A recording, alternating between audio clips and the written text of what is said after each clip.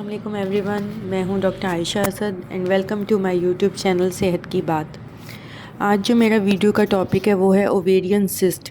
Ovarian سسٹ کے اوپر بہت ساری ریکویسٹ آ رہی تھی کیونکہ پچھلے کچھ دنوں پر میں نے انسٹاگرام اور اپنے فیس بک گروپ میں اس کے لیے اویئرنیس پھیلائی تھی اور کچھ ایسی پوسٹ میں نے کی تھی جس میں نے بتایا تھا کہ کوئی کافی بڑے سائز کی جو ہے نا سسٹ ہم نے ریموو کی ہے۔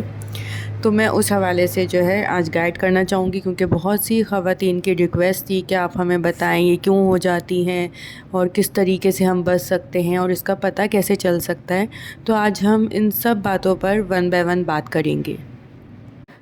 اسٹارٹ کرنے سے پہلے ہم لوگ ایک چیز کو سمجھ لیتے ہیں کہ اوویرین سسٹ سے کیا مراد ہے۔ اووریز جو ہماری انڈے دانی ہوتی ہیں یوٹرس کے بالکل ساتھ میں ٹیوبز ہوتی ہیں، ان کے آگے لگی ہوئی ہوتی ہیں جہاں سے ہمارا ہر مہینے ایگ پروڈیوس ہوتا ہے، ٹھیک ہے۔ وہاں پر پانی کی تھیلی کا بن جانا اسے سسٹ کہتے ہیں۔ اچھا، کچھ لوگ جو ہیں پی سی اوز اور اوویرین سسٹ کو سمجھتے ہیں کہ ایک چیز ہے، نہیں، ایسا نہیں ہے۔ پی سی Os is پولیسسٹک ovarian syndrome and ovarian cyst is different thing. پولیسسٹک سے مراد یہ ہے کہ ملٹیپل چھوٹی چھوٹی جو ہے نا پانی کی تھیلیاں ہوں گی اور بہت ہی اسمال سائز کی ہوں گی، لیکن ملٹیپل ہوں گی کیونکہ اووری کا سائز تھوڑا انکریز ہو جائے گا، والیوم جو ہے اووری کا وہ انکریز ہو جائے گا، اور ایگ جو ہے اچھی کوالٹی کا یا تو پروڈیوس نہیں ہوگا یا پھر ہوگا ہی نہیں، ٹھیک ہے۔ اگر ہوگا تو وہ بہت ہی بری کوالٹی کا ہوگا۔ پی سی اوز میں یہ مسئلہ ہوتا ہے، جبکہ اوویرین سسٹ ایک پوری الگ چیز ہے۔ اوویرین سسٹ کا جو پیشنٹ ہے اسے انفرٹیلیٹی کا ایسا سامنا نہیں کرنا پڑتا ہے۔ پریگننسی ہونے میں کوئی مسئلہ کریٹ نہیں کرتی ہے اوویرین سسٹ۔ اب جو اوویرین سسٹ ہیں ان کی بھی ملٹیپل ٹائپس ہیں۔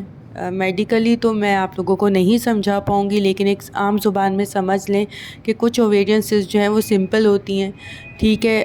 کچھ جو ہے دوسری قسم کی ہوتی ہیں جن کا سائز بہت جلدی انکریز ہو رہا ہوتا ہے اور جن میں ہمیں شک ہوتا ہے کہ کوئی کینسر کا خطرہ اس سسٹ میں ہو سکتا ہے۔ تو عام لوگوں کے لیے میں سمجھا رہی ہوں، ورنہ میڈیکلی تو کافی ساری ٹائپس بنتی ہیں، ٹھیک ہے۔ تو عام لوگوں کے لیے صرف یہ 2 ٹائپس آپ لوگوں کے لیے سمجھ لیں تو کافی ہے۔ اب بات کرتے ہیں کہ بن کیوں جاتی ہیں، اس کے کازز کیا ہیں۔ تو وجوہات تو اس کی بہت سی ہو سکتی ہیں، لیکن موسٹلی جو ہے ہارمونل پرابلمز ہوتی ہیں باڈی میں ڈفرینٹ، تو اس کی وجہ سے اووریز میں سسٹ ڈیولپ ہو جاتی ہیں۔ یا پھر جو لوگ علاج کروا رہے ہوتے ہیں، بچے نہیں ہوتے تو بے اولادی کا علاج کروا رہے ہوتے ہیں، اس میں کچھ ایسی میڈیکیشنز دی جاتی ہیں انڈوں کو اچھا بنانے کے لیے، تو اس کی وجہ سے بھی اکثر جو ہے سسٹ ڈیولپ ہو جاتی ہیں، ٹھیک ہے۔ پریگننسی میں بھی نارملی ایک سسٹ بنتی ہے جو پریگننسی کے سپورٹ کے لیے بنتی ہے اور اس کے بعد جو ہے وہ خود ہی ختم ہو جاتی ہے۔ اسی طرح اینڈومیٹروسس ہے، اور دوسرا یہ ہے کہ کوئی انفیکشن ہے اگر اندر، ٹھیک ہے، پیلوس میں اگر انفیکشن ہے تو اس کی وجہ سے بھی سسٹ ڈیولپ ہو سکتی ہے۔ اور اس کے علاوہ بھی بہت سے کازز ہیں، ایون جو ہے کچھ ایسی سسٹ بھی ہوتی ہیں جو فیملی میں رن کر سکتی ہیں، ٹھیک ہے۔ تو یہ بھی بہت ہی ایک ڈیٹیلڈ اور عام لوگوں کے لیے سمجھنا ذرا مشکل ہو جاتا ہے کیونکہ میڈیکل ٹرمنالوجیز ہوتی ہیں۔ تو میں ٹرائی کروں گی کہ اپنا جو لیکچر ہے، جو میری ویڈیو ہے، اسے جتنا میں سمپل رکھ سکوں اور سمپل لینگویج یوز کر سکوں تاکہ سب لوگ سمجھ سکیں۔ اب بات کرتے ہیں کہ اس کا پتہ کیسے لگے گا، ہم کیسے جان سکتے ہیں کہ ہمیں کچھ مسئلہ ہے یا نہیں ہے۔ اچھا، تو دیکھیں جو سمپل سسٹ ہوتی ہیں جن کا سائز جو ہے ریپڈلی انکریز نہیں ہو رہا ہوتا، تو وہ جو ہے ان میں اکثر جو ہے نا کوئی ٹریٹمنٹ مطلب ریکوائر نہیں ہوتا ہے، تو ان کے سمٹمز بھی بہت ہی مائلڈ آتے ہیں۔ اور کافی پیشنٹس تو ایسے ہیں کہ کوئی سمٹم نہیں ہوتا ہے، صرف الٹرا ساؤنڈ کرواتے ہیں تو انہیں پتہ چلتا ہے کہ اچھا چھوٹی سی سسٹ ہے، جو پھر پیریڈز آتے ہیں یا کچھ میڈیکیشنز دی جاتی ہیں تو 2 سے 3 مہینے میں وہ ٹھیک ہو جاتی ہے، ٹھیک ہے۔ دوسرے ہوتا ہے کہ پیشنٹ کمپلین کے ساتھ آتا ہے، ایبڈومنل پین کی کمپلین ہے، ٹھیک ہے، یا پھر لیفٹ سائڈ جو فلینک ہمارا ہوتا ہے، لیفٹ سائڈ آف ایبڈومن آپ سمجھ لیں، وہاں پہ لیفٹ یا رائٹ دونوں طرف ہو سکتا ہے، ٹھیک ہے، وہاں پہ پین کی کمپلین ہے، لوور ایبڈومنل پین کی کمپلین ہے۔ اس کے علاوہ بلاٹنگ کی وجہ سے ہو سکتا ہے، پیشنٹ کو لگتا ہے کہ پیٹ پہ سویلنگ آ گئی ہے اچانک سے، جو اسے ہیوینس فیل ہوتی ہے۔ اس کے علاوہ جو ہے یورین کرتے ہوئے مسئلہ ہو سکتا ہے، یورین رک کے آ سکتا ہے کیونکہ کچھ جو سسٹ جن کا بڑا سائز ہو جاتا ہے وہ بلیڈر کے اوپر پریشر ڈال دیتی ہیں۔ اسی طرح جو ہے اسٹول پاس ہونے میں مشکل ہو سکتی ہے، ٹھیک ہے، کیونکہ سسٹ کا پریشر جو ہے بلیڈر اور انٹسٹائن پہ ڈل سکتا ہے۔ تو پریشر سمٹمز ہو گئے اس کے علاوہ جو ہے پینفل سیکس، ٹھیک ہے، ڈیورنگ انٹر کورس جو ہے پیشنٹ پین کی کمپلین کر سکتا ہے. تو یہ سارے جو سمٹمز ہیں، اس کے ساتھ ساتھ جو پیریڈس کا جو بلڈ ہے اس میں بھی ہو سکتا ہے کہ آپ کو ایسا لگے کہ جس طریقے سے پہلے سے ہی پیریڈز آ رہے تھے اب ویسے نہیں آ رہے ہیں، یا تو بہت ہیوی ہو سکتے ہیں، بالکل لائٹ ہو سکتے ہیں. تو اس صورت میں بھی بہتر یہ ہوتا ہے کہ آپ ایک بار ڈاکٹر کو ضرور چیک کروا لیں.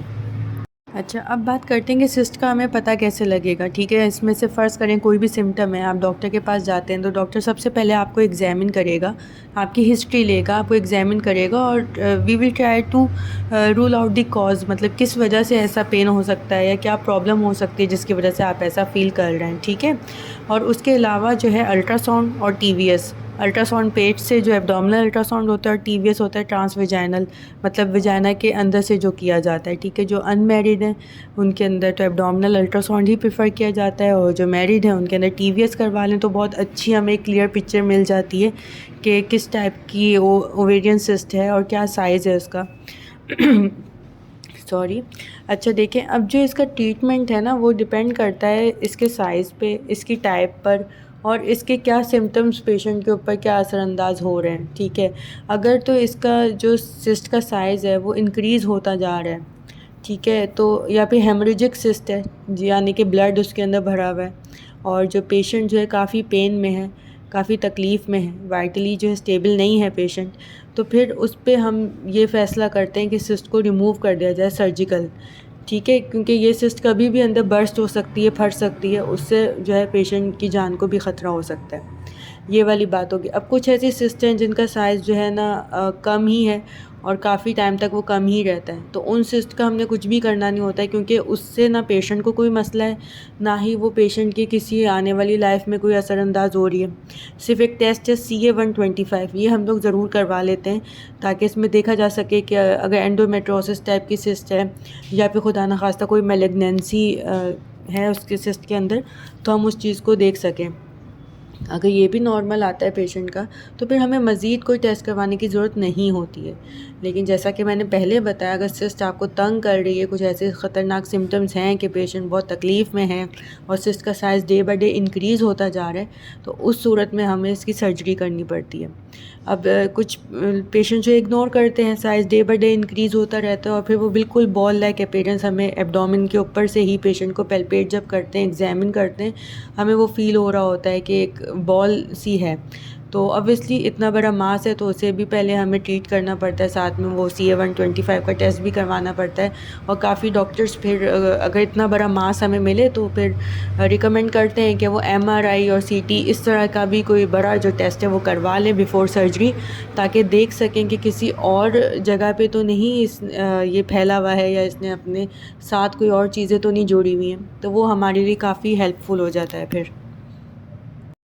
اچھا، جب میں نے لاسٹ ٹائم اپنی جو اویئرنیس کے لیے جو پوسٹ تھی میں نے جب کی تھی، تو مجھے انسٹاگرام پر مجھے کافی میسیجز آئے تھے، کیا یہ کینسر ہے، کیا اوویرین سسٹ میں کینسر ہو سکتا ہے. تو میں اس چیز کا ضرور آنسر دینا چاہوں گی کہ دیکھیں، اوویرین سسٹ میں کینسر ہونا، مطلب اس سسٹ کا کینسرس ہونا بہت سی چیزوں پہ ڈیپینڈ کرتا ہے. ایک تو وہ جو ہے بہت بڑے سائز کی ہو اور اس کا جو size day by day increase ہوتا ہو، vascular day by day increase ہو رہا ہے، تو اس چیز کا ہمیں اندازہ ہو جاتا ہے. ساتھ میں جو ہے اور جگہوں پر بھی پھیل چکا ہو، اس کے میٹس جیسے چیسٹ میں جا چکے ہوں، یا بیک بون میں جا چکے ہوں، یا ریکٹم میں جا چکے ہیں، تو اس سے بھی ہمیں اندازہ ہو جاتا ہے کہ ہاں یہ پھیل رہا ہے اور یہ کینسرس ہی ہے. تو پھر اس کی مزید اسٹیجنگ کے لیے کہ کون سے اسٹیج کا کینسر ہے کیا نہیں، وہ جو ہے پھر فردر جو ہسٹوپیتھو کے لیے جاتا ہے، اور پھر وہاں سے رپورٹ بن کے آتی ہے کہ کون سی قسم کا کینسر تھا اور اس کی کیا اسٹیج ہے، اسٹیجنگ کیا ہے اس کی. ٹھیک ہے، تو اب جو ہے جہاں تک یہ بات کینسر کی ہے، تو اس چیز پہ بھی ڈپینڈ کرتا ہے کہ پیشنٹ کی فیملی ہسٹری کیا ہے. اگر آپ کی فیملی ہسٹری میں بریسٹ کینسر، کولون کینسر مطلب آنتوں کا کینسر، یا اوویرین کینسر کی ہسٹری ہے، تو جی آپ لوگ بھی ہائی رسک پر ہیں کہ ان میں سے کوئی کینسر آگے آنے والی لائف میں ہو سکتا ہے. اس کے علاوہ موسٹلی کینسر ڈائگنوز ہوتا ہے 40+ age, post menopausal age group میں، مطلب جب پیریڈز آنا رک جاتے ہیں اس کے بعد جو اوویرین سسٹ ڈائگنوز ہو، اس میں ہمیں زیادہ شک ہوتا ہے کہ کہیں اوویرین کینسر کا جو ہے شبہ ہوتا ہے ہمیں اس میں. ٹھیک ہے. اب جو چیز کینسر کی اسے کم کر سکتی ہے، مطلب آپ کے رسک کو کم کر سکتی ہے، وہ ہے بریسٹ فیڈنگ. یہ ایک بات ریسرچ سے اپروو ہے کہ بریسٹ فیڈنگ کروانے سے جو اوویرین کینسر کا خدشہ ہے کافی حد تک کم ہو جاتا ہے. تو یہ ایک اچھی بات ہے. ٹھیک ہے، تو اس چیز کو مائنڈ میں رکھنا چاہیے ہمیں کہ بریسٹ فیڈ کے صرف بچے کے صحت پہ ہی فائدے نہیں ہیں، آپ کی اپنی صحت کے لیے بھی بہت سے فائدے ہیں.